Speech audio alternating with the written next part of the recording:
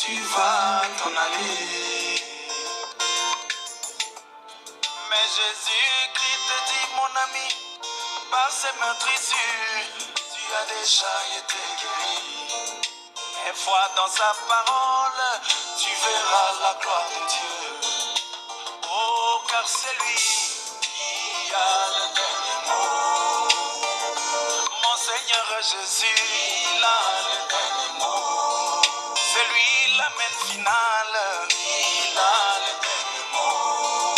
C'est lui mon absolu, oh Jésus, il a le dernier mot. Le point de référence final, il a le dernier mot. Même si papa parle, il a le dernier mot. Même si maman parle, il a le dernier mot. Même si l'oncle te maudit, il a le dernier mot. Comme le lion dans la forêt, il a le dernier mot.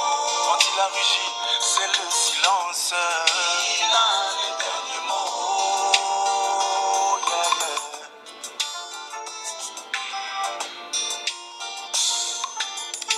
La femme à la perte de sang s'était dit en elle-même, si j'arrive à toucher Jésus, oh mon problème, il n'a que trop duré, trouvera certainement une solution, trouvera certainement son épilogue, car moi je sais qu'il a le dernier mot. Oh mon Jésus, il a le dernier mot. C'est lui le Dieu suprême, il a le dernier mot. Au-dessus de lui, il n'y a personne, il a le dernier mot. Voilà pourquoi il jura par lui-même, il a le dernier mot. Et sa parole n'a pas de recours, il a le dernier mot. Elle est sans appel,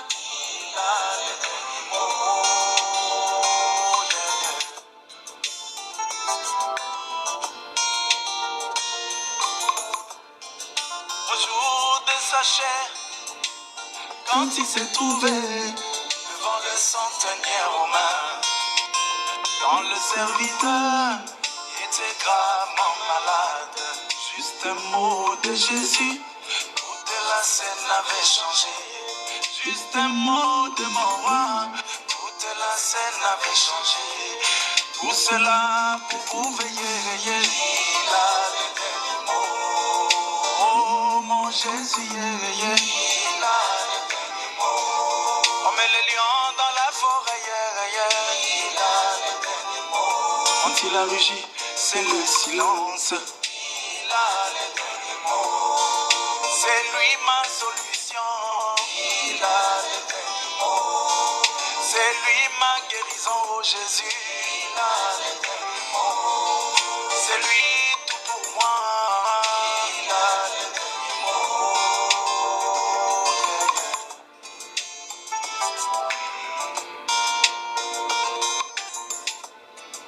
Alors qu'ils étaient tous dans la barque, une tempête s'éleva. Oh, les disciples étaient remplis de frayeur.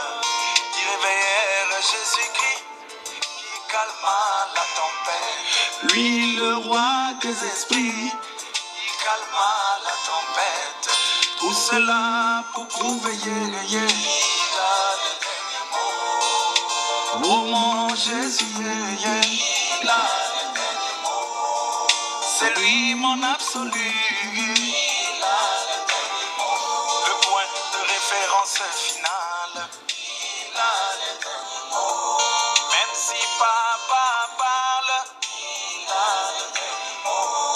Même si maman parle, il a le dernier mot. Oh, comme le lion dans la forêt, il a le dernier mot. Quand il a rugi, c'est le silence, il a le dernier mot.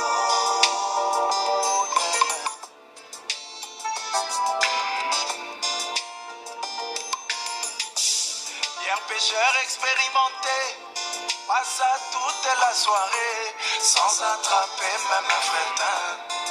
Et à l'heure la plus sombre, alors Jésus apparut. Il prononça la parole et il eut du poisson. Il prononça la parole et le filet se remplit. Tout cela pour trouver oh mon Jésus, c'est lui le juge suprême. Au-dessus de lui, il n'y a personne. Voilà pourquoi il jura par lui-même. Et sa parole n'a pas de recours.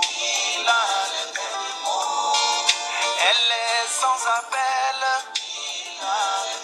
Oh, Jésus a le dernier mot.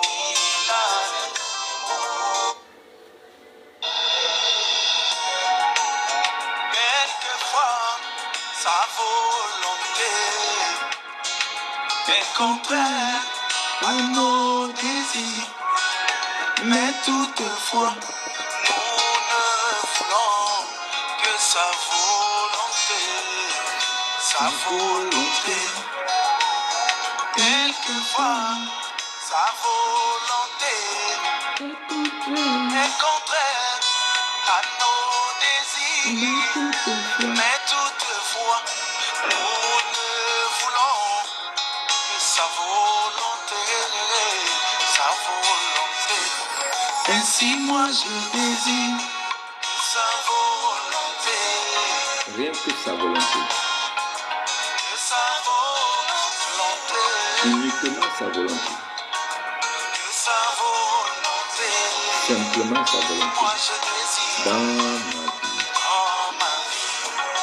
Il prit Moïse et le plaça dans une corbeille, un lit de bitume, et le mit sur l'arc plein de crocodiles, Il prit Moïse et le plaça dans une corbeille imbibée de bitume. et le mit Sur un lac plein de crocodiles. Shalom, shalom à tous. Shalom, j'espère que vous allez bien. Shalom, que la grâce et la paix de notre Seigneur Jésus surabondent sur vous. Que la paix de notre Seigneur Jésus-Christ surabonde sur vous et que sa gloire soit manifeste encore dans vos vies. Aujourd'hui, nous parlerons d'une chose très importante. Ce live ne prendra pas beaucoup de temps. Aujourd'hui, je vais vous rappeler encore l'intérêt d'accepter Jésus pendant que vous êtes vivant. Aujourd'hui, je vais vous rappeler encore l'intérêt de croire en Jésus pendant que vous vivez. Aujourd'hui, je vais encore attirer votre attention sur le fait de croire en Jésus pendant que vous êtes vivant. Je voudrais apporter des précisions sur le langage de Dieu et la façon dont Dieu s'est adressé aux hommes. Dieu a choisi une nation. Cette nation est la nation juive. Nous vous parlons d'une nation juive, et quand on parle d'une nation juive, on vous parle d'une nation spirituelle. Nous ne vous parlons pas d'une nation visible, d'une nation physique. Nous vous parlons de quelque chose de naturel, mais qui est spirituel. Quand on parle de naturel, ça veut dire qui est propre en soi, qui est en toi, comme une sémence en toi qui n'a pas encore révélé sa vraie nature. Tous les juifs sont ceux qui ont tourné le dos à l'idolâtrie.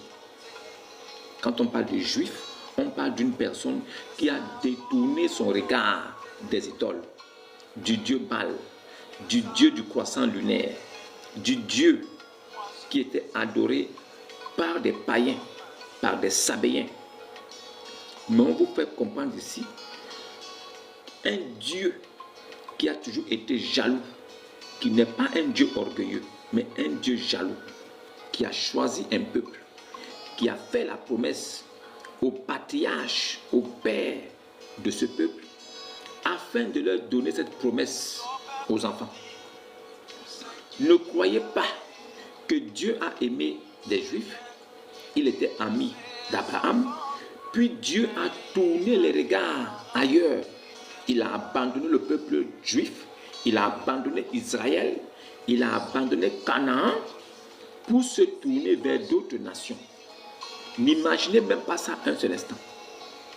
S'il y a des religions qui vous font croire que Dieu peut tourner le dos à une nation qu'il a lui-même choisie pour se tourner vers une nation qui ne le connaissait pas, une nation idolâtre et païenne, ils vous ont trompé. Ils ne vous ont pas dit la vérité. Et vous ne savez pas qu'ils ne vous ont pas dit la vérité. Ces religions qui sont nées aujourd'hui, qui vous font croire qu'au travers d'elles, vous pouvez acquérir le salut, ce n'est pas possible. Je vous rappelle aussi en passant qu'il n'y a pas de salut dans des religions, dans des pratiques des hommes, dans la pratique de la loi, dans la pratique hargneuse de la loi, dans la pratique respectueuse de la loi. Il n'y a pas de salut dans la façon de marcher, dans la façon d'éviter les péchés, dans la façon de se conduire, de se comporter en société. Il n'y a pas de salut dans des religions érigées par des hommes. Il n'y a pas de salut, quelle qu'en soit la façon dont vous vous habillez, quelle qu'en soit la façon dont vous prosternez, il n'y a pas de salut là-bas. Le salut ne dépend pas du style vestimentaire.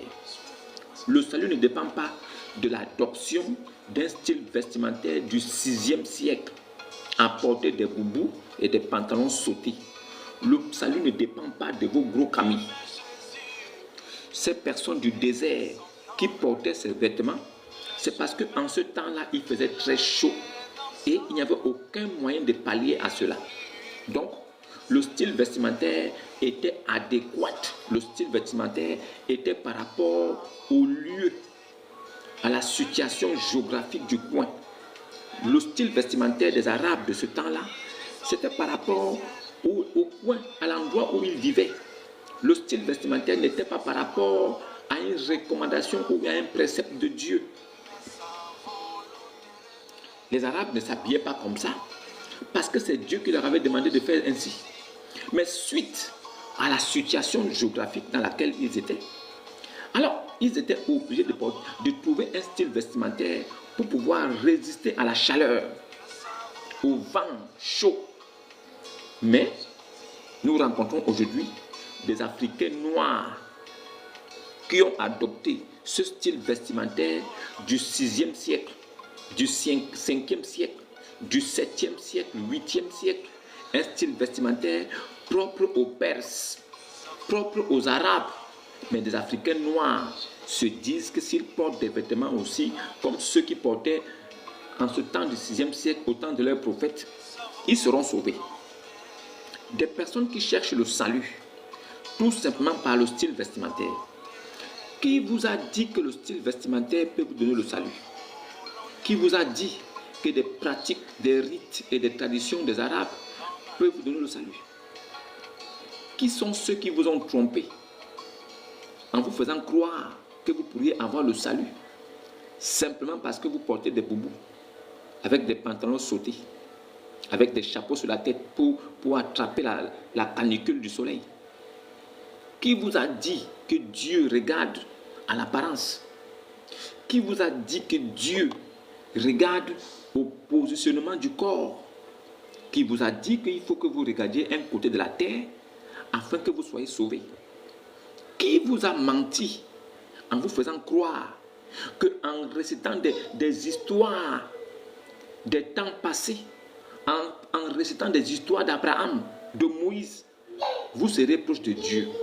Qui vous a dit que Dieu attend de vous que vous ouvrez son livre, soi-disant son livre, et que vous lisez à l'intérieur « Abou l'arbre soit maudit, Aboulab soit maudit, toi et ta femme, la porteuse de bois.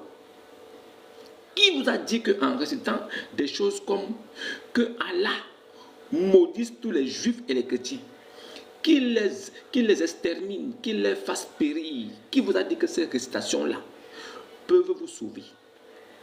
Vous vous agglutinez, vous vous regroupez comme des troupeaux, comme des ânes sauvages regroupés pour réciter des versets coraniques qui reflètent l'ignorance de la spiritualité islamique, qui reflètent le manque de connaissance spirituelle de Dieu.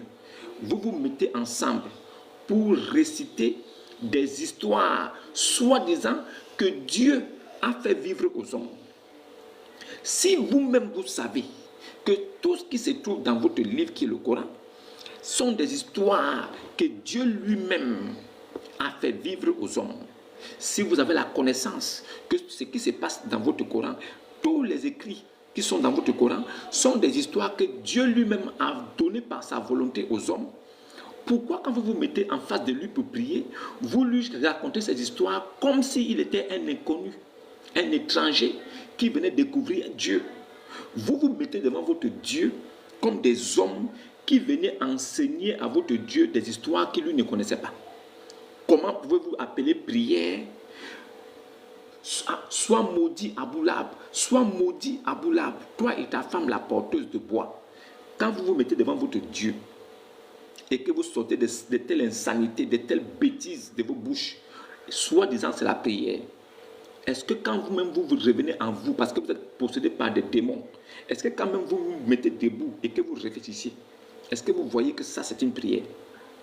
Quand vous vous asseyez pour dire dans vos mosquées que Dieu maudisse tous les juifs et les chrétiens, qu'il les fasse périr, vous le dites de vos bouches 17 fois par jour, dans vos 5 prières que vous faites, vos prières de supplication, de doléance, vos prières de privilèges que vous demandez à Dieu, mais dans vos prières qui doivent être des prières pieuses, des prières saines, des prières pures qui reflètent votre cœur, vous prononcez des paroles de malédiction sur les personnes, vous maudissez les gens, vous demandez à votre Dieu de faire périr des chrétiens et des juifs.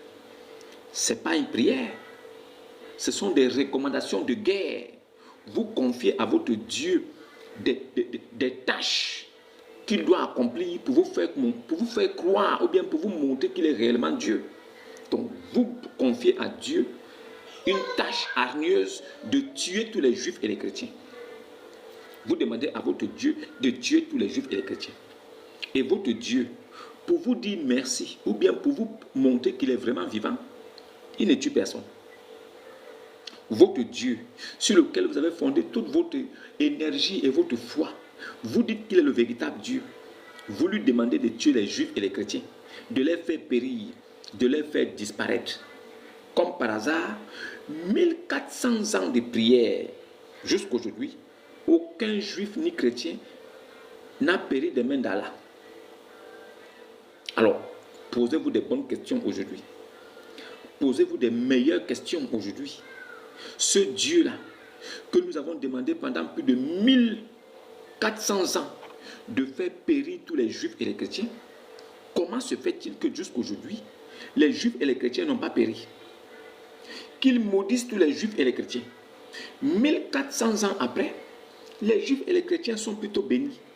Alors, vous ne vous posez pas la question, est-ce que ce Allah, ce Dieu qui s'est fait appeler le Dieu, un Dieu qui porte le nom de l'odieux, le Dieu que vous priez là, est-il vraiment puissant? Existe-t-il vraiment? Peut-il vraiment accomplir votre volonté? Puisque ça va faire 1400 ans aujourd'hui, il n'a rien fait. 1400 ans, ce Dieu n'a pu rien faire. Il n'a pas pu faire périr les juifs et les chrétiens. Apparemment, votre Dieu, ce qui le dérange là, ce sont les juifs et les chrétiens. Donc, les juifs et les chrétiens dérangent Allah. Allah qui est créateur de toutes choses. Votre Allah qui a tout créé. Mais apparemment, lui, il a une haine contre les juifs et les chrétiens. Et pourquoi il a une haine contre les juifs et les chrétiens? Tout simplement parce que les chrétiens pensent que Jésus-Christ est Dieu et les juifs, eux, ne croient pas en Allah. Voilà pourquoi Allah et tous les musulmans formulent des prières, c'est-à-dire qu'ils formulent tous des prières envers les dieux ou Baal Allah, afin que celui-ci puisse faire périr les juifs et les chrétiens. Mais comble de malheur pour les musulmans, aucun juif et aucun chrétien ne mourra des mains d'Allah. Les musulmans dépourvus de puissance et dépourvus de la connaissance de l'Esprit de Dieu se sont érigés eux-mêmes en soldats de leur Dieu. Comme leur Dieu est impuissant, les musulmans sont devenus eux-mêmes des soldats à la solde de leur Dieu. Les musulmans eux-mêmes font le combat de leur Dieu. Les tâches que leur Dieu doit accomplir, ce sont les musulmans qui accomplissent cela. C'est pourquoi ce sont des musulmans eux-mêmes qui portent des bombes sur eux. Ils vont dans des supermarchés, ils vont dans des grands centres commerciaux pour aller faire Allahu Akbar, boum, pour aller exploser ces endroits. Pourquoi? Parce que Allah est incapable depuis le ciel de lancer son feu afin de tuer tous les mécréants. Allah est incapable lui-même de détruire Israël parce qu'il n'est pas puissant. Un Dieu qui est puissant, il n'a pas besoin de prier ni d'appeler ses anges en renfort. Mais le Dieu musulman arabe, lui, il appelle en renfort les anges. Il appelle aussi les musulmans. Venez nous aider dans la prière. Venez nous aider, on va prier afin de pouvoir sortir les musulmans des ténèbres à la lumière. Un Dieu qui s'est fait aider pour pouvoir sortir les musulmans des ténèbres pour la lumière. C'est un Dieu aussi qui va se faire aider pour pouvoir détruire les juifs et les chrétiens. Mais comble de malheur pour lui, les juifs et les chrétiens continuent à prospérer et à être bénis. Les juifs et les chrétiens ont choisi le véritable Dieu. Les juifs et les chrétiens suivent le véritable Dieu, Elohim. Les juifs et les chrétiens adorent l'unique et véritable Dieu. Ce Dieu qui s'est révélé à tous les prophètes de la lignée d'Abraham. Aucun prophète n'est venu des nations païennes. Aucun païen et aucune nation païenne ne connaissait Dieu et n'avait même reçu la révélation de Dieu. Aucune nation païenne ne connaissait qui on appelle Dieu. Aucune nation païenne n'avait même la connaissance même que Dieu existe. Les païens étaient concentrés dans leur idolâtrie.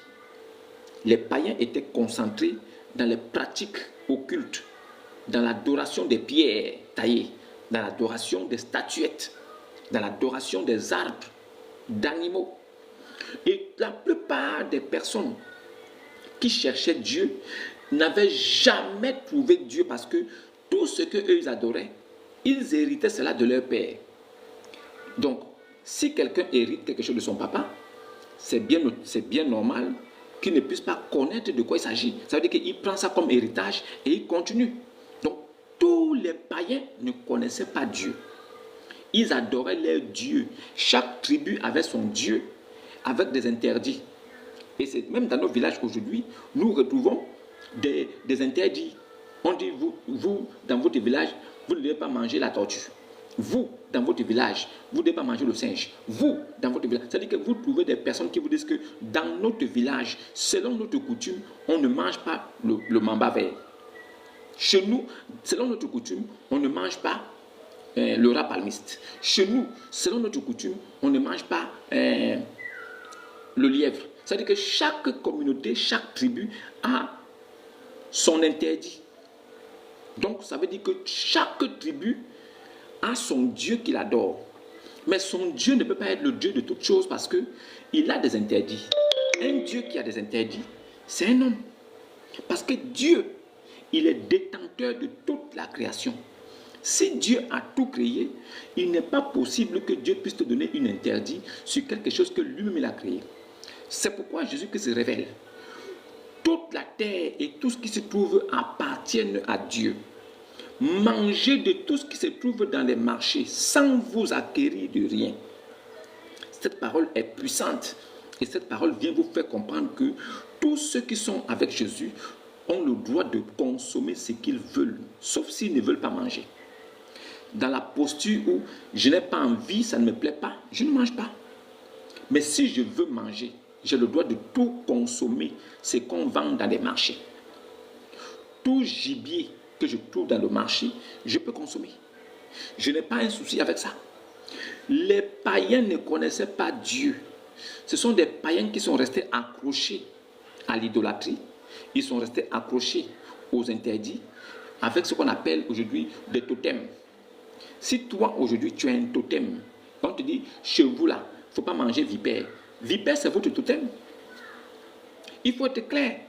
Si toi tu vis dans une communauté et on te dit qu'il ne faut pas manger le pangolin, pangolin là c'est votre totem.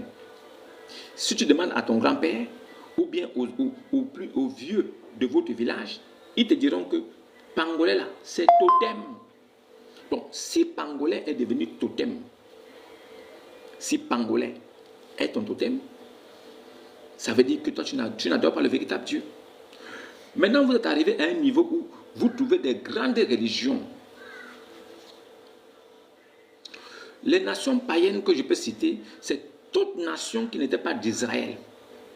Quand on dit, citez-nous les nations païennes s'il vous plaît, toute nation qui n'était pas de Canaan, toute nation qui ne connaissait pas le véritable Dieu, à l'époque d'Abraham, tous ceux qui se tournaient vers l'adoration de d'autres divinités étaient des païens.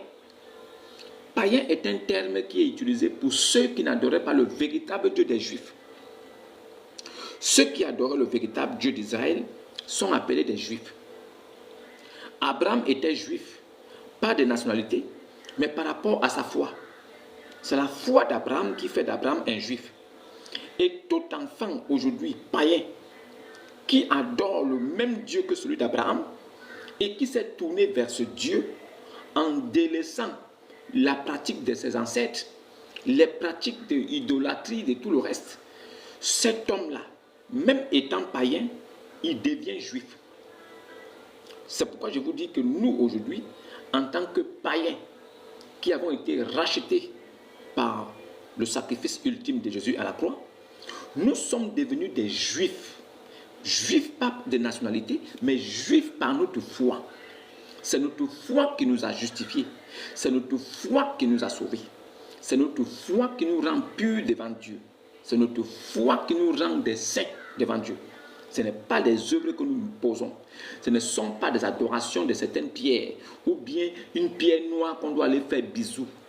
C'est notre adoration, c'est notre foi qui nous a rendus purs, justes devant Dieu.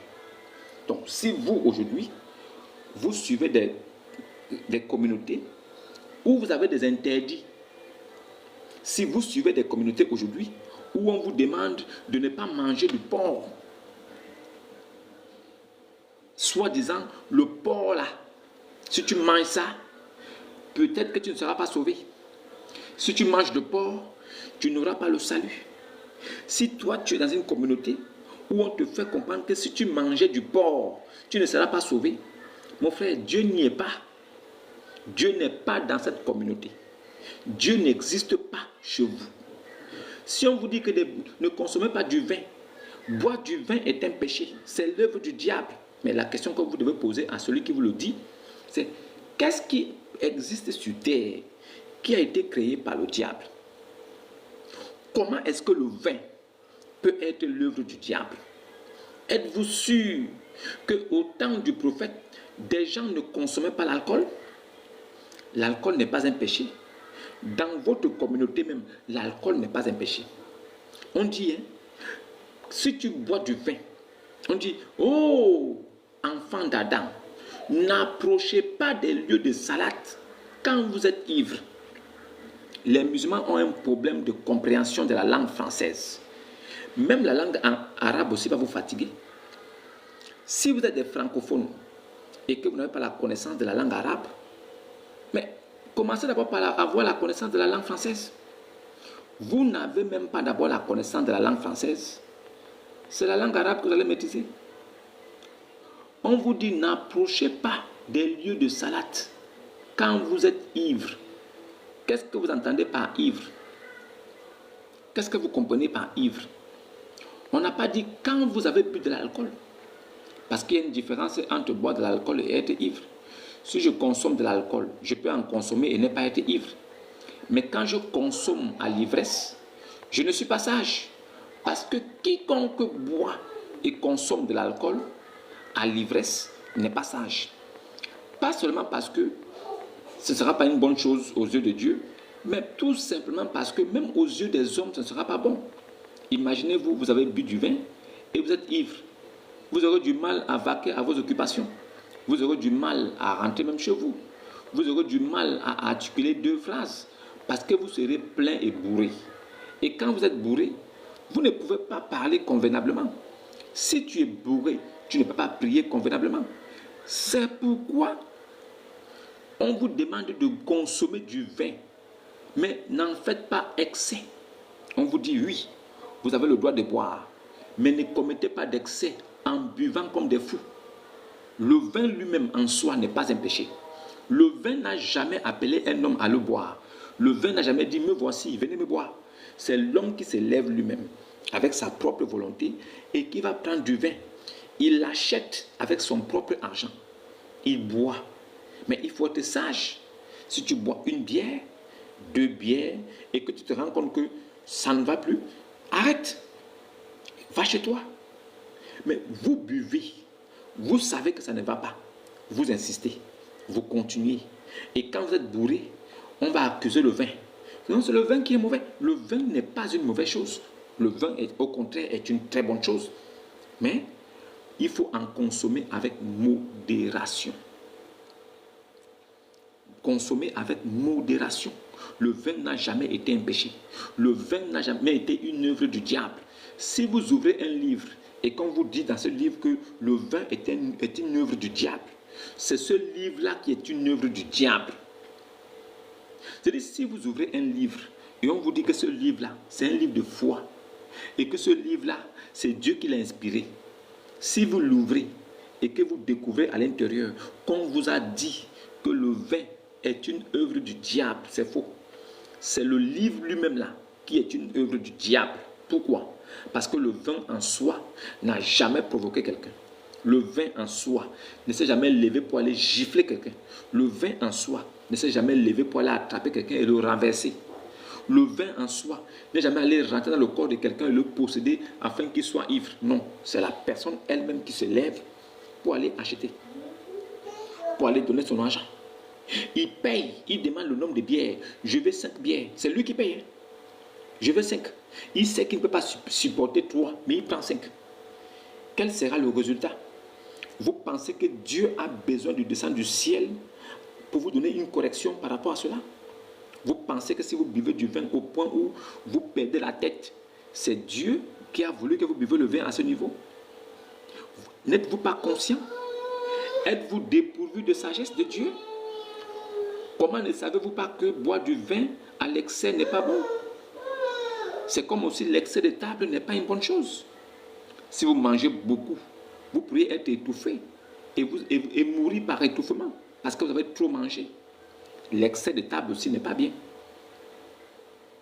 Tout excès nuit à la santé. Tout excès nuit à la santé. Il faut tout faire avec modération.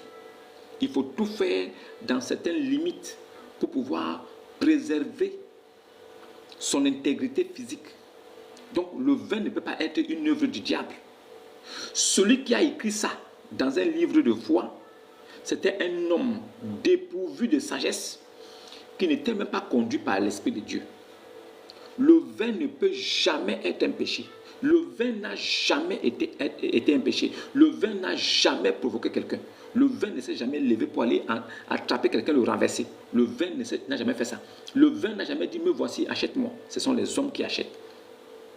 Alors, si votre Dieu vous a arraché la sagesse, si votre Dieu, lui-même qui n'est pas sage, a voulu que vous soyez à son image, des hommes avec un manque de sagesse, si vous ne savez pas que quand on boit, il faut boire avec modération, si vous ne savez pas que même quand on travaille, il faut travailler avec modération, si vous ne savez pas que dans toute entreprise, il faut faire avec des limites, il ne faut pas en abuser, si vous ne savez pas, ce n'est pas Dieu le problème, c'est ce Dieu qui vous a dépourvu de sagesse, si ce Dieu vous a abandonné, s'il a voulu que vous n'ayez pas la sagesse nécessaire de savoir faire ce qui est bien, le juste milieu, qu'est-ce que nous on peut vous dire aujourd'hui?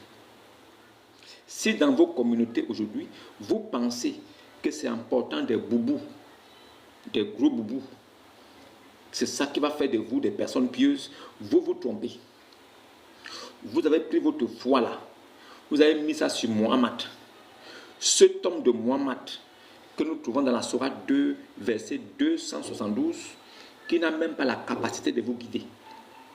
Nous trouvons dans votre livre de foi des paroles de votre Dieu, soi-disant, qui nous disent que Mohammed n'est pas un guide.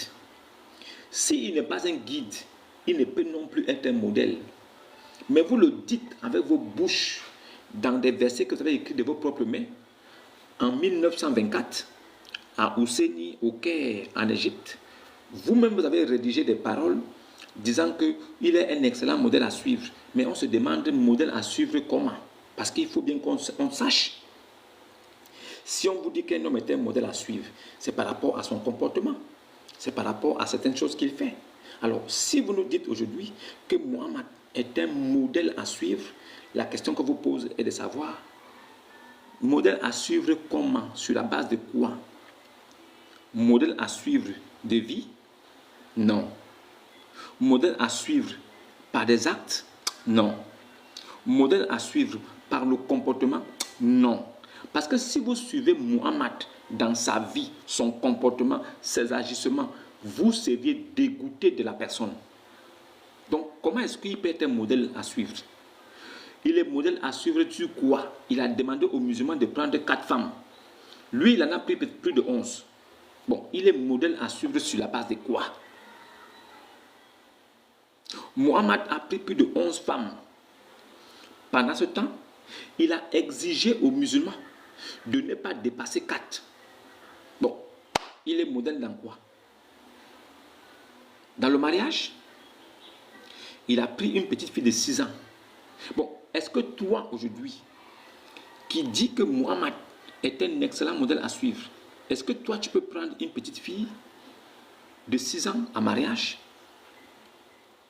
Si vraiment ton Mohammed est un excellent modèle à suivre, peux-tu prendre une petite fille de 6 ans, 7 ans, 8 ans, 9 ans chez toi, comme femme? Peux-tu le faire? Mais puisque ton Mohammed est un excellent modèle à suivre, donc tu devrais faire ce qu'il fait. Tu devrais faire ce qu'il a fait. Tu devrais être donc imitateur de ton prophète, l'homme le plus parfait.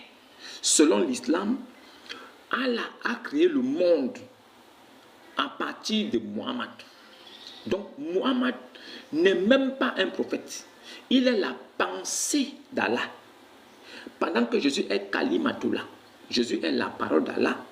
Lui, Mohammed, il est d'abord la pensée première avant que la parole soit prononcée. Donc Mohammed a donc existé avant Jésus. Selon la pensée islamique, selon les musulmans, la pensée d'Allah, c'est Mohammed. La parole pour accomplir la pensée, c'est Jésus. Donc la pensée est au-dessus de la parole. Ça, c'est la pensée islamique. Le monde existe grâce à Mohammed. C'est à cause de Mohammed que Allah a créé le monde. Ça, c'est la pensée islamique. Les musulmans ne vous diront pas ça. Mais les musulmans vous diront que Allah a dit que c'est Mohammed qui est la créature préférée. Donc, parmi toute la création, c'est Mohammed qui est préféré à tous les autres. Mohammed n'est pas juif. Mohammed n'est pas né pur. Mohammed n'a pas été conçu par le Saint-Esprit. Mohammed n'a rien en lui de spirituel. Mohammed ne savait même pas ce qu'on fera de lui dans l'au-delà. Ça veut dire qu'après sa mort, il ne savait même pas sa position. Le même Mohammed a dit dans Saïd al-Bukhari, tome 4, page 871 à 64-67, Mohammed a dit que ne croyez pas, vous les musulmans là, ne croyez pas que vous serez sauvés grâce à vos bonnes œuvres. Et il y a une femme qui était assise à côté de lui qui lui a dit, même toi aussi, même toi aussi, messager d'Allah? Il a dit oui, même moi aussi. À moins que Dieu me fasse grâce de sa miséricorde. Donc, ça veut dire que même Muhammad savait que c'est par la grâce et la miséricorde de Dieu que tu peux être sauvé.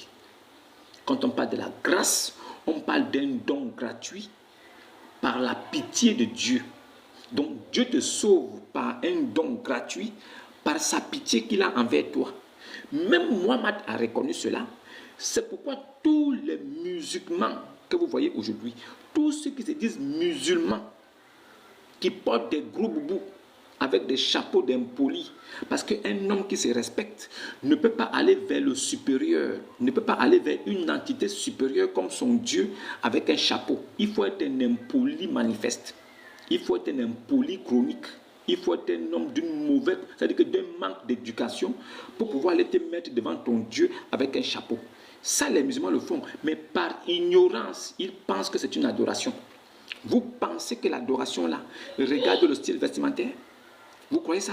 Vous pensez que pour adorer Dieu, il faut se mettre dans un style vestimentaire? Qui vous a dit que Dieu regarde aux vêtements? On vous dit que Dieu regarde à l'intérieur de la personne. Dieu regarde dans l'âme. Dieu regarde ce que ton âme inspire. C'est ça qui intéresse Dieu. Dieu regarde à ton fond intérieur. Ton toi intérieur, c'est ce que Dieu regarde. Dieu s'en fout de ton corps qui est sale. Ce n'est pas parce que tu as porté un vêtement blanc que tu es devenu automatiquement blanc comme la neige. Ce n'est pas parce que tu as porté un gros boubou blanc avec la chaleur, tu marches avec ça comme ça, tu soulèves la poussière. Ça veut dire que tu es devenu quelqu'un de pieux. Vous vous trompez. Vous ne connaissez pas Dieu. C'est de l'idolâtrie replâtrée. Votre prophète a pris l'idolâtrie là. C'est-à-dire qu'il a pris l'idolâtrie, il a remis ça en ordre. Vous êtes dans ça. Vous priez. Vous pensez à aller à la Mecque, aller faire bisous, aller laper une pierre noire. Vous dites que c'est le monothéisme pur, mais on vous voit en train d'embrasser des pierres.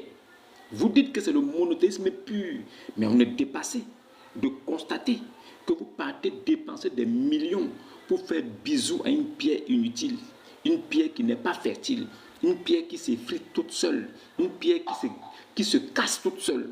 Vous pensez que Dieu, il peut faire tomber une pierre du ciel? Cette pierre sort de son paradis et cette pierre est fragilisée par le temps. Vous pensez que Dieu, c'est votre camarade? Vous pensez que Dieu, c'est comme dans vos petites têtes là? Que Dieu, Dieu, Dieu, vous ne connaissez pas Dieu. Même votre prophète ne connaissait pas Dieu. Votre prophète n'avait jamais vu Dieu. Votre prophète n'avait jamais parlé à Dieu. C'est un prophète fabriqué. Il s'est autoproclamé prophète. Un calife de guerre, chef de guerre, coupeur de tête, violeur de bébés, un zoophile qui couchait avec des animaux. Saïd al-Bukhari, numéro 2357. Un nécrophile, prophète qui couchait avec des cadavres. Al-Sharwani, volume 1, page 263. Un prophète qui suçait les bouches des petits garçons dans les mosquées. Un prophète qui partait prier avec son vêtement couvert de sperme. C'est Aïcha qui grattait ça comme ça pour enlever. Mais elle n'enlevait pas tout. Il partait quand même prier comme ça. Un prophète, vous dites qu'il est un excellent modèle à suivre. Il vous dit que vous ne couchez pas des femmes quand elles sont en période de menstrues, quand elles ont des règles. Lui-même, le prophète, couchait Aïcha en période de menstrues. Il prenait un pagne, il cachait sa partie là. Il couchait Aïcha en menstrues. Vous dites que votre prophète est un excellent modèle à suivre. Je vous demande, il est excellent modèle à suivre sur la base de quoi? C'est ma question qui est là. Muhammad, un excellent modèle à suivre. Oui, il est un excellent modèle à suivre. Mais excellent modèle à suivre sur quelle base? Parce que on est bien, c'est bien beau d'être un excellent modèle à suivre. Mais sur la base de quoi? Muhammad, il fantasmait sur des petits garçons. Il couchait avec des garçons. Le Mousnad de l'imam Ahmad, numéro 399, livre 1, hadith 37-88. Le prophète couchait avec des hommes. Le prophète avait des rapports sexuels avec des hommes. Kassim, de son véritable nom de naissance, cet homme qui est né d'une relation de partouze, cet homme qui serait né 3 ans après la mort de celui qui a épousé sa maman Amina, qui s'appelait Abdallah. Avant que Mohammed ne vienne au monde, son papa portait déjà le nom de esclave d'Allah. On se pose la question de savoir quel était le nom de le Dieu que son père adorait. Son papa s'appelait Abdallah, esclave d'Allah. Son papa était celui qui était appelé comme un des prêtres, celui qui devait substituer à la prêtrise du dieu Oubal. Mohammed est donc né 3 ans après la mort de son père. On se pose la question, le sperme de son père a fait 3 ans, 36 mois dans le ventre de sa mère. C'est ça? C'est ça? Mais comme par hasard, après nos recherches, nous avons découvert que Mohammed est né d'une relation sifa. Relation sifa était une relation pratiquée par des païens. Et nous découvrons aussi dans le nectar cacheté et dans les sources islamiques que la maman de Mohammed était une païenne. Donc elle a pratiqué le sifa. Le sifa qui est la partouze. Donc une femme qui a des rapports sexuels avec plusieurs hommes à la fois. Mais c'est la femme elle-même, quand elle tombe enceinte, qui choisit qui est le père de l'enfant. Donc la maman de Mohammed, elle a choisi Abdallah comme le père de l'enfant. Mais ce qui est sidérant et aberrant, c'est de savoir que ce dernier serait né 3 ans après la mort de son père. Donc ça veut dire que si on fouille vraiment, il n'est pas fils de Abdallah. Il est sûrement fils d'un des hommes avec lesquels sa maman sortait quand elle pratiquait son sifa, quand elle couchait avec plusieurs hommes à la fois. Donc le prophète de l'islam est né d'une relation de partouze. Voilà. Il a grandi dans ce tourment et il s'est fait lui-même encore viole par son cousin. Il s'est fait violer par son propre cousin. Donc vous voyez que le prophète, c'est un homme comme toi et moi qui a subi. Si vous dites que c'est la créature préférée d'Allah, nous sommes surpris de comprendre cela. Comment la créature préférée d'Allah peut naître d'une relation sifa? Comment est-ce que Allah peut permettre que son prophète, son chouchou, sa créature préférée, son excellent modèle que les hommes doivent suivre, il est né 3 ans après la mort de son père. Il est né d'une relation de partouze. Sa maman Amina était une prostituée. Comment est-ce que vous pouvez imaginer qu'un tel homme puisse être donc un modèle à suivre? Sur la base de quoi? Il s'est fait violer par son cousin dans son adolescence. Comment un tel homme peut être modèle ou bien créature préférée d'Allah? Il s'est fait épouser par Khadija quand il avait 25 ans. Comment cet homme peut être un modèle? Comment cet homme qui est un modèle, il s'est fait marier à 25 ans par une femme qui avait 45 ans? Comment c'est possible qu'il soit un modèle? Comment c'est possible qu'un modèle puisse coucher un cadavre? Comment le modèle que vous suivez aujourd'hui peut aller avoir des relations sexuelles avec un cadavre? Comment est-ce que le modèle que vous suivez aujourd'hui peut avoir des relations sexuelles avec des chameaux? Comment c'est possible? Comment le meilleur modèle, l'excellent modèle, le chouchou d'Allah peut avoir des relations sexuelles avec des hommes comme lui? Sunan Abi Daoud, numéro 52-24.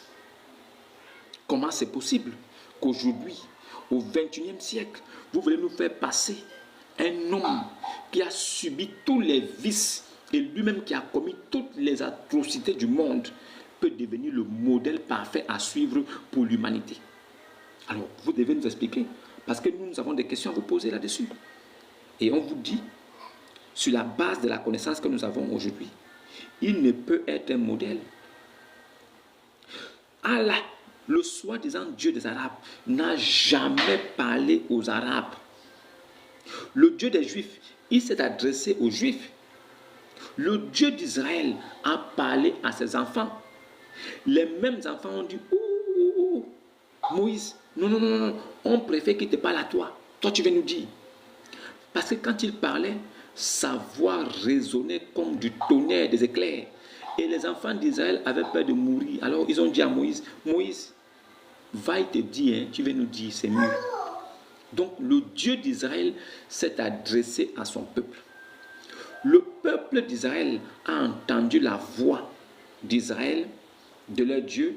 Ils ont entendu la voix du Dieu d'Israël. Ils ont entendu la voix du Dieu qui a envoyé Jésus.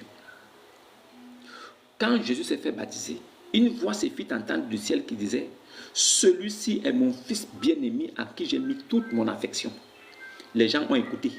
Une voix du ciel, la voix de Dieu, se fit entendre par des enfants d'Israël. Comme par hasard, après la mort du Christ, nous assistons à un retournement de situation. 6 siècles après, Muhammad vient.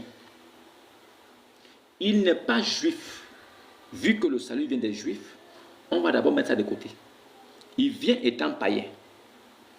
Le Dieu de son livre dit, nous n'avons jamais envoyé des messagers avant toi vers les Arabes. Donc Muhammad est le premier messager envoyé aux Arabes.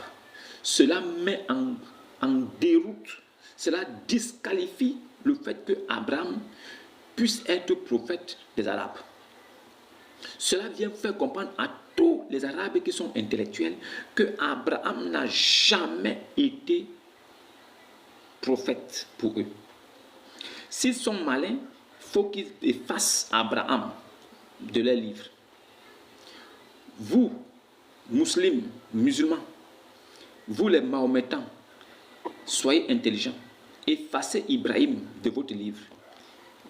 Vous ne le connaissez pas. Il ne vous connaît pas. Il n'est jamais venu chez vous. Votre soi-disant Kaaba, construit par Abraham, c'est un leurre, un gros mensonge, une invention. Réveillez-vous. Abraham n'a jamais construit votre Kaaba. Abraham n'a jamais mis ses pieds en Arabie Saoudite. Abraham n'a jamais vécu à la Mecque. C'est une invention de toute pièce. Aucune preuve archéologique le démontre. Rien ne prouve que Abraham aurait même vécu ou bien aurait même fait un tour là-bas. Abraham ne connaît pas les Arabes. Les Arabes prennent Abraham comme patriarche. Mais on se demande pourquoi. Puisque leur Dieu, Allah, il dit dans le Coran que je n'ai jamais envoyé un prophète là-bas avant Mohammed. Comment donc Abraham a pu se rendre à la Mecque pour aller construire la Kaaba, le cube, alors que lui-même Allah ne reconnaît pas ça? Allah dit, je n'ai pas envoyé de prophète avant toi, Mohammed. Nous n'avons envoyé aucun avertisseur, aucun messager avant toi chez les Arabes. Ils sont donc insouciants, ils font ce qu'ils veulent, des païens. Nous t'avons fait descendre le Coran en langue arabe pour que tu avertisses la mer des cités et ses alentours. Le Coran est descendu pour avertir les Arabes de la Mecque et tout autour. On n'a pas dit que tu avertisses l'Arabie et ses alentours. On aurait dit, ok, donc le pays et les pays alentours. On vous parle d'une ville. On dit que tu avertisses la Mecque. La Mecque est une ville. La Mecque n'est pas un pays. Pour que tu avertisses la Mecque, la mer des cités et ses alentours. Les alentours de la Mecque sont dans l'Arabie Saoudite. C'est un problème de français qui fatigue les musulmans. Les musulmans sont des personnes qui sont des personnes fainéantes. Les musulmans n'aiment pas faire des études. Les musulmans n'aiment pas travailler. Ils n'aiment pas étudier. Les musulmans n'aiment pas faire des recherches. Les musulmans aiment chercher l'argent. Ils se concentrent plutôt à faire des pratiques, des fétiches, pour avoir l'argent. Il veut voyager. il fait lancer les caries, les couris. Et on lance les couris, il regarde. Ah, il veut aller quelque part, non, on a lancé les trucs. Il veut faire ceci, il fait fétiche. Tout ce que le musulman doit faire, il fait d'abord fétiche pour voir. Même quand il veut construire sa propre maison, il lance les couris pour voir. Quand il veut se marier, on lance les couris. Sa femme tombe enceinte, on lance les couris. Donc tout ce que le musulman fait est accompagné de magie et de sorcellerie. Ils aiment les fétiches. Voilà leur Dieu. Leur Dieu lui-même, c'est d'abord un fétiche. Et il inspire tous les musulmans à être des féticheurs. La plupart des musulmans sont des pratiquants féticheurs. C'est leur nature. Leur Dieu apprécie ça. Donc, expliquez aux gens comment aujourd'hui vous pouvez nous parler de Muhammad. Comment vous pouvez nous dire que Muhammad est un modèle à suivre. Expliquez-nous ça. Comment Abraham est allé construire la Kaaba. Expliquez ça aux gens. Il est parti construire la Kaaba en quelle année? Mais pourquoi Allah ne le reconnaît pas? Pourquoi Allah lui-même, le Dieu Tout-Puissant, ne reconnaît pas Muhammad comme guide? Pourquoi Allah dit qu'il a envoyé Muhammad à la Mecque? La Mecque n'est pas un pays. La Mecque est une ville. Et les alentours de la ville, il n'est pas question ici de dire que nous t'avons envoyé à Israël et les alentours d'Israël. On va savoir que oui, le pays Israël lui-même et les pays environnants. Bon, les pays environnants, c'est-à-dire que les pays environnants là, on va dire oui, tu as été envoyé à Israël et les pays environnants. Mais la Mecque n'est pas un pays. La Mecque est une ville. Dieu envoie Muhammad pour la Mecque et ses alentours. Donc, quand on regarde les alentours de la Mecque, on se rend compte que ce sont des villes autour de la Mecque. Mais ça concerne les Arabes et non le monde entier. L'islam n'est pas une religion pour les Noirs africains. L'islam est une religion pour des Arabes eux-mêmes. C'est pourquoi les pratiques, les rites et les coutumes qui s'y trouvent plaisent aux Arabes blancs. Eux, ils n'ont pas de soucis avec ça. Mais par contre, vous allez découvrir que ceux qui ont un souci avec la religion islamique et leurs sources sont des Africains noirs qui découvrent aujourd'hui des choses et des pratiques de leurs prophètes et qu'ils ont du mal à accepter. Oui, je les comprends. Les Africains noirs savent que si tu te mets derrière une bête pour la défoncer, c'est sale. Donc, ils ne pratiquent pas ça. Mais les Arabes blancs pratiquent cela. C'est vous qui êtes quittés de chez vous. C'est vous-même qui avez accepté la religion des Arabes. Ils ne vous ont pas forcé. Si vous voyez que ça ne vous plaît pas, quittez. Ne venez pas mettre en doute les grands savants musulmans parce que vous voulez sauver la face devant des Africains noirs qui n'arrivent pas à comprendre comment est-ce qu'un prophète peut coucher avec un chameau. Si toi, aujourd'hui, on te dit que Jésus a couché avec un âne et toi, tu dis que tu es chrétien, c'est que tu es fou. Tu es fou. Si on te dit aujourd'hui que ton prophète Muhammad, il a couché avec un chameau et toi, tu dis que tu es musulman, tu dois avoir honte.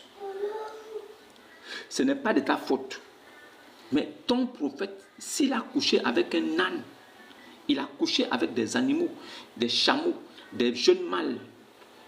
Toi, aujourd'hui, tu te lèves et tu dis que tu es musulman et fier. Frère, je m'en fous que tu sois fier ou pas.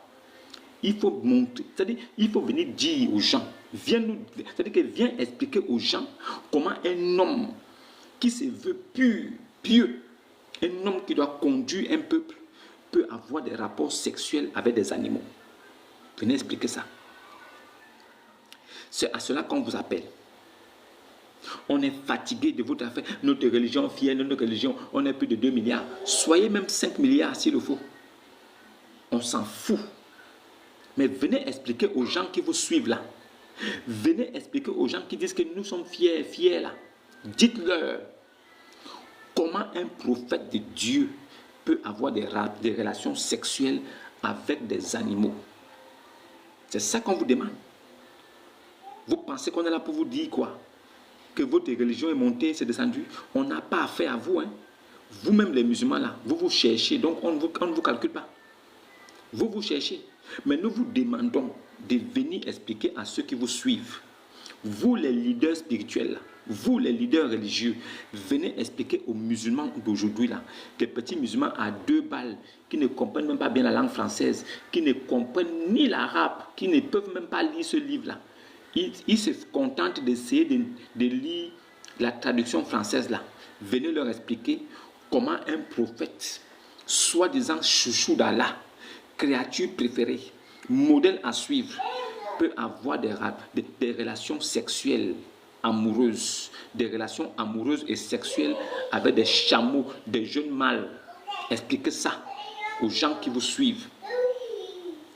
Oui, l'islam c'est la meilleure des religions. Nous sommes d'accord. C'est la meilleure des pratiques religieuses qui mènent en enfer. Tout le monde le sait.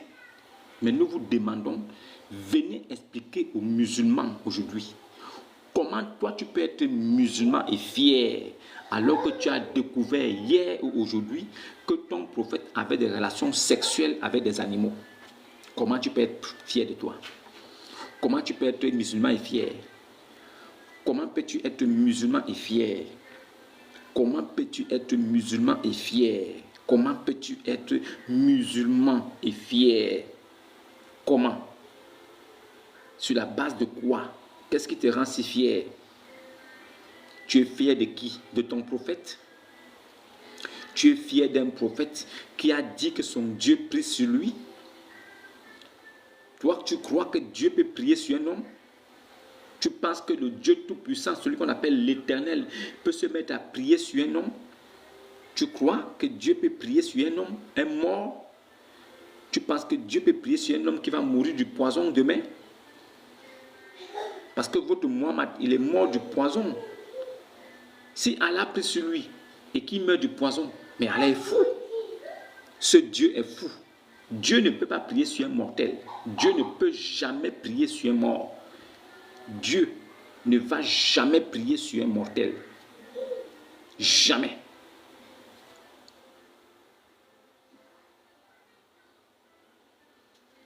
Dieu ne va jamais prier sur un mortel. Dieu ne peut jamais perdre son temps pour prier sur quelqu'un qui va mourir. Quelqu'un qui est mort du poison. On l'a empoisonné en 629. Il est mort en 632. Du même poison. L'arsenic. Mais toi, tu dis que tu le pries. Ton Dieu le prie. Il va prier Mohammed pour donner quoi? À quoi donc a servi la prière de Mohammed puisqu'il est mort du poison? À quoi donc a servi sa prière? Sa prière a servi à quoi? Allah a prié sur le prophète. Allah a prié sur Mohammed.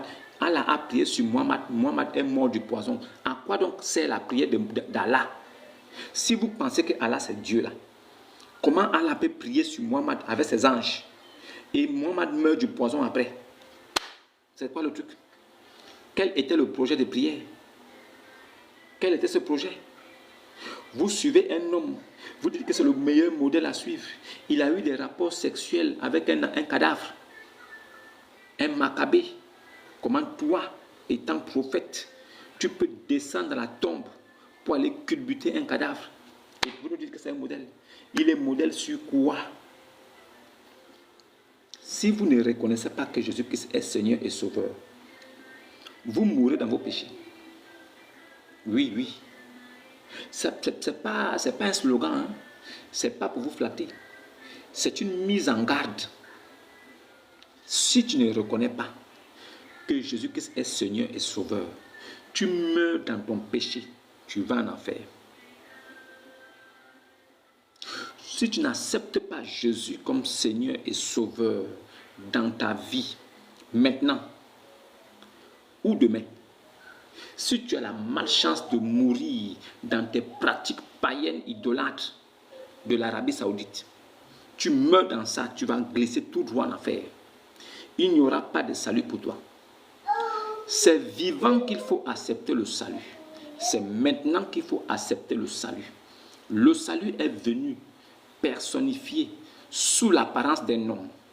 Jésus est le salut promis à Israël et aux autres nations après Israël. Le salut est descendu d'abord pour Israël et après ce salut aussi a été donc projeté vers les nations païennes. Si toi tu n'acceptes pas Jésus comme Seigneur et Sauveur aujourd'hui et tu prends ton baptême, tu n'auras jamais le salut. Parce que le salut n'est pas un slogan. Le salut n'est pas une promotion des mots. Le salut, c'est quelqu'un de physique. Et quand tu l'acceptes comme Seigneur et Sauveur dans ta vie, tout est accompli pour toi. Tu ne mourras pas. En d'autres termes, ton âme ne connaîtra pas la seconde mort. Si tu n'acceptes pas Jésus aujourd'hui ou demain, tu meurs dans tes pratiques des gros boubous avec des chapeaux, en regardant vers n'importe quelle direction, en faisant 5 prières, même pas 2, 10 prières par jour. Tu meurs dans ça, tu vas en enfer. Pourquoi? Parce que celui que tu suis dans cette religion n'a jamais été un modèle à suivre. Un homme qui a dit que ceux qui lui donnent ses fesses, c'est-à-dire que ceux qui leur donnent leurs fesses, pour qu'il ait mougou, il est garanti le paradis. C'est le seul prophète de Dieu qui est venu et a dit que la femme qui lui donne ce qui est entre ses cuisses et sa bouche, ou bien l'homme qui donne aussi ça, il mougou l'homme, ou bien il mougou la femme, il lui garantit le paradis. C'est le seul prophète de Dieu qui a promis un paradis sexuellement transmissible. Le paradis de l'islam est aussi sexuellement transmissible. Pour ceux qui ont vécu au temps du prophète, ceux qui sont allés se livrer en donnant leur sexe au prophète, ils seront sauvés aussi. Donc c'est dans l'islam qu'on trouve un paradis sexuellement transmissible. Si le prophète te mougou, tu auras le paradis. Donc toutes les femmes qui ont été mougou par le prophète en ce temps-là, elles iront au paradis d'Allah. Comme il n'était pas aussi seulement, il était homo, ça veut dire qu'il était des deux, voilà. Il était hétéro et homo. Le prophète de l'islam était hétéro et homo. Il pouvait mougou les femmes et mougou les hommes. Il pouvait se faire mougou par les hommes et lui aussi mougou les hommes. Donc, dans cette pratique, tous ceux qui ont framponné, qui ont mougou avec le prophète, iront au paradis. Allah a promis un paradis du Mougouli. Mohammed lui-même, il a promis le paradis aux hommes grâce au sexe. Toutes les femmes qui ont vécu avec lui en son temps, qui sont allées se livrer en donnant leurs fesses au prophète, le prophète leur a garanti le paradis. Si je te mougou bien, tu as le paradis. Donc le prophète lui-même, il aimait baiser l'anus. Sunan Abi Daoud numéro 52-24. Un prophète homosexuel. C'est ce qu'on vous présente aujourd'hui. Le modèle parfait à suivre là. Le chouchou d'Allah. L'homme le plus aimé d'Allah. Allah a créé l'humanité à cause de Muhammad. Si Muhammad n'existait pas, Allah ne devait pas créer l'humanité. C'est lui qui est venu sur terre là. Il a mougou bébé, il a mougou les enfants. Il a mougou les animaux, il a mougou les cadavres. Il a rendu officiel le Zawaj al-Mouta. C'est le prophète, hein, un prophète. Il est venu, lui-même il a baisé l'anus. Lui-même là, on l'a framponné son anus. Le 6e calife de l'islam était un homosexuel. Il s'appelait Yazid. Allez regarder l'arbre généalogique des califes de l'islam. Il y a eu 12 califes. Parmi les 12, le 6e était homosexuel. Yazid. Demandez aux musulmans.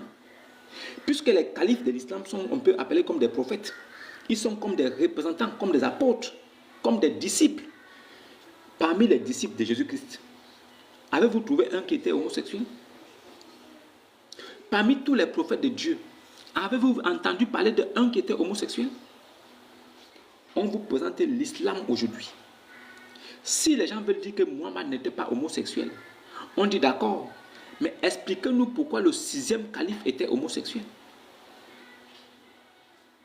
Il n'y a pas de réponse. Tous les musulmans ont fui. Sunan Abi Daoud 52-24, ils ont fui. Aucun d'eux ne veut se prononcer à ce sujet. Ils savent que leur prophète était homosexuel.